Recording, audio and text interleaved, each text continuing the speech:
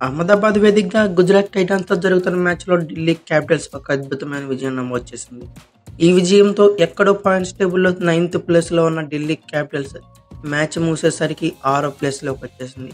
అలాగే ఎక్కడో net run rate గాని మైనస్‌లో ఉంటే ఒక్కసారిగా పాజిటివ్ దగ్గరకొచ్చేసింది. అయితే ఒకవైపు ముంబై ఇండియన్స్ కెప్టెన్ అయ్యాక హార్దిక్ పాండ్యా తేలిపోతున్నాడు. మరోవైపు హార్దిక్ సారథ్యంలో గత 2 సీజన్‌లో అద్భుత ప్రదర్శన చేసిన గుజరాత్ టైటాన్స్ అతను దూరమయ్యాక ఇబ్బంది పడుతోంది. ఈ సీజన్‌లో 7 మ్యాచ్‌లు ఆడిన టైటాన్స్ 4వ పరాజయాన్ని ఖాతాలో వేసుకుంది.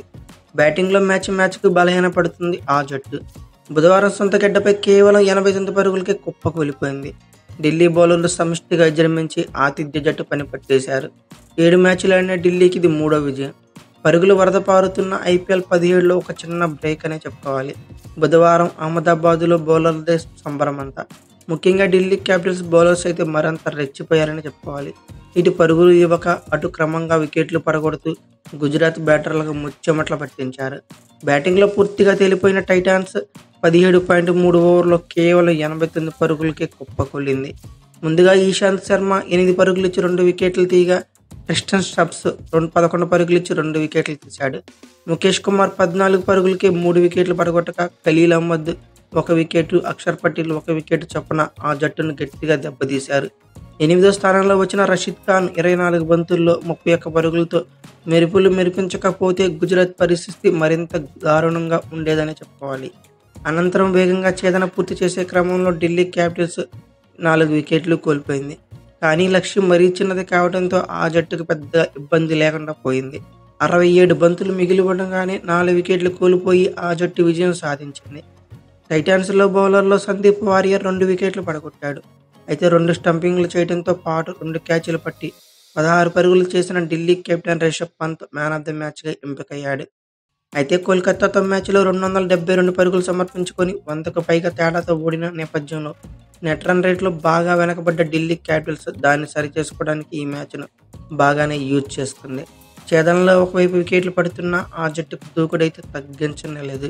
తన ఐపీఎల్ అరంగేట్రం మ్యాచ్లో మెరుపు అర్ధశతకంతో జట్టుని గెలిపించిన ఆస్ట్రేలియా యువ బ్యాటర్ జాక్ ఫ్రేజర్ గుజరాత్తో పోరులోనూ ఉన్నంతసేపు అవే మెరుపులు మెరిపించాడు. గత మ్యాచ్లో మాదిరి ఎదుర్కొన్న తొలి బంతిని ఫ్రేజర్ స్టాండ్స్లో పడేశాడు. 10 బంతుల్లోనే 2 ఫోర్లు 2 సిక్స్లతో 20 పరుగులు చేశాడు. ఆ తర్వాత కూడా కొన్ని షాట్లు ఆడి స్పెన్సర్ జాన్సన్ బౌలింగ్లో వెనుతిరిగాడు. మరో ఓపెనర్ పృథ్వీ షా కూడా 7 పరుగులు చేసి ఎక్కువసేపు క్రీజులో అయితే నిలవలేదు. అతన్ని సందీప్ వారియర్ అవుట్ చేశాడు. ఇంపాక్ట్ ప్లేయర్గా వచ్చిన అభిషేక్ పోరాల్ 7 బంతుల్లోనే 17 పరుగులు చేసి, అలాగే షై హోప్ కూడా 10 బంతుల్లోనే 19 పరుగులు దాటిగా ఆడటంతో స్కోర్ బోర్డు పరుగులు పెట్టింది. అయితే 65 పరుగులు 2 వికెట్లతో ఢిల్లీ విజయానికి చేరువవుతున్న దశలో పోరెల్ను సందీప్ వారియర్ అలాగే షై ఓపెన్ రషీద్ ఖాన్ స్వల్ప వ్యవధిలోనే అవుట్ చేశారు. ఆపై కెప్టెన్ పంత్ 11 బంతుల్లో 1 4 1 6తో 16 పరుగులు చేసి నాటౌట్గా ఉన్నాడు. సుమిత్ కుమార్ కూడా 9 పరుగులతో నాటౌట్గా ఉండి మ్యాచ్ను పూర్తి చేశారు. అయితే మొదట ఢిల్లీ బౌలర్ల దాటికి గుజరాత్ బ్యాటర్లు అవస్థలు అన్నీ ఇన్ని కావు.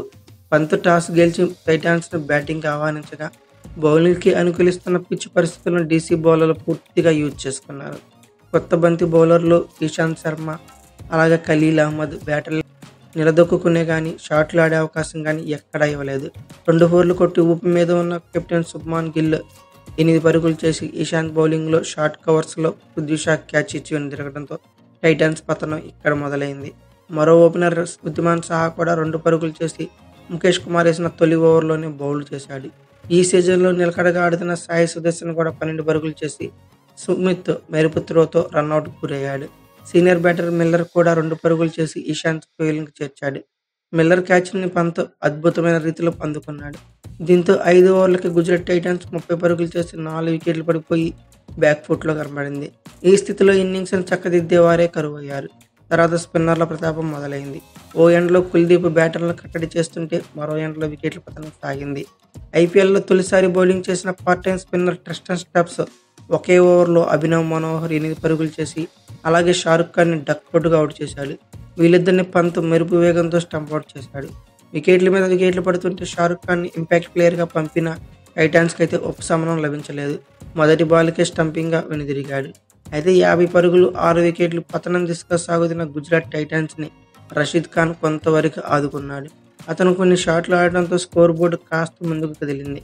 కానీ మరో ఎండ్లో వికెట్ల పతనం ఆగలేదు. ఇలాంటి పరిస్థితుల్లో ఎదురు దాడి చేసే తివాతియా కూడా 10 పరుగులు చేసి అక్షర్ పటేల్ బౌలింగ్లో అవుట్ అయ్యాడు. రషీద్ పోరాటంలో 100 దాటేలా కనిపించిన టైటాన్స్ తర్వాత ముఖేష్ 18వ ఓవర్లో 2 వికెట్లతో చెక్ పెట్టేశాడు.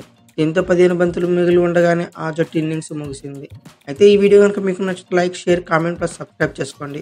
అలాగే పక్కనే ఉన్న బెల్ ఐకాన్ నొక్కడం మాత్రం మర్చిపోకండి. Thank you for watching.